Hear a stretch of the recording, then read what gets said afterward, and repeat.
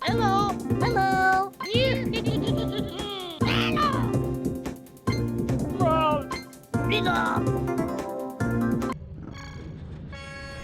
I don't quite understand what the hell is wrong with me. For some reason, it seems like I've taken it upon myself to play every kart racing crotch goblin to come out on the Nintendo Wii. I've been approaching the goddamn sound barrier way too many times. Action Girls Racing, Mythmakers, and M&M's Kart Racing are nothing but a collection of worthless chicken molesters. I hate them all. Surprisingly, I was actually slightly impressed the first time I turned on Cocoto Kart Racers for the Nintendo Wii. I was not cursed with an instant headache. As a port of a GameCube and PS2 game, this little beast runs at a decent frame rate.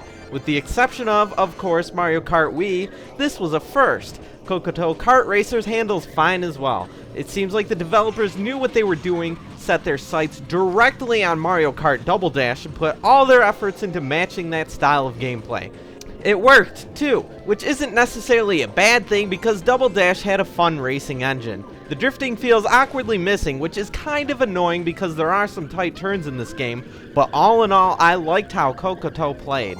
The retarded item system stolen from Mario Kart seems to be a bit chilled out as well. Items still exist in Cocoto for the sake of raising the chaos factor, but they aren't utterly broken and the majority of them do require some skill to use.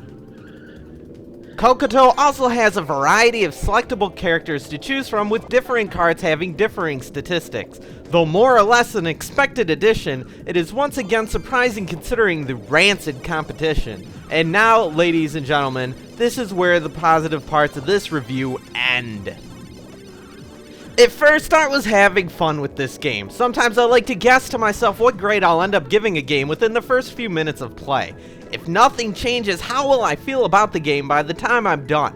While my guess was not exactly that high, as I could already see that there were only 3 cups to choose from, and eventually I learned that that's only 15 possible tracks, I figured that I would at least moderately enjoy this. For the first cup, after I found my way over the learning curve, I was looking forward to seeing how the rest of this supposed budget title would turn out.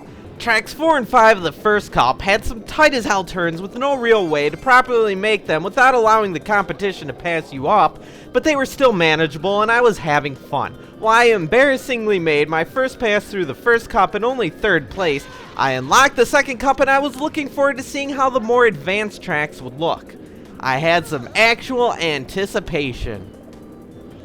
What the butt-licking slut? You see, the second cup consists of the very same goddamn worthless tracks as the first. There really aren't 15 tracks in total here. There are only 5 donkey humping 5 tracks. This is about the time that I tried to will the main character Cocoto here into having the clap.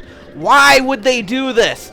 Those first 3 tracks actually spoke of some effort. They weren't bad. They dipped and bobbed around and they were on par with what I would expect from a respectable kart racer. It felt like this game was instantly crippled. My hopes for a good game were dashed in an instant, and once again I realized that I'd be reviewing yet another piece of shit.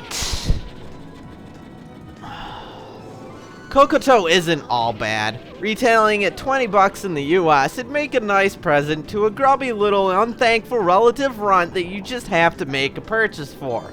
At least if you could find it used.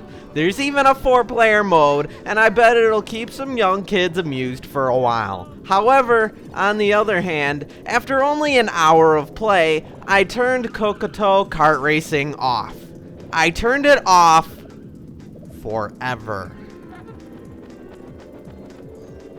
I give Cocoto Kart Racing on the Nintendo Wii a 3 out of 10.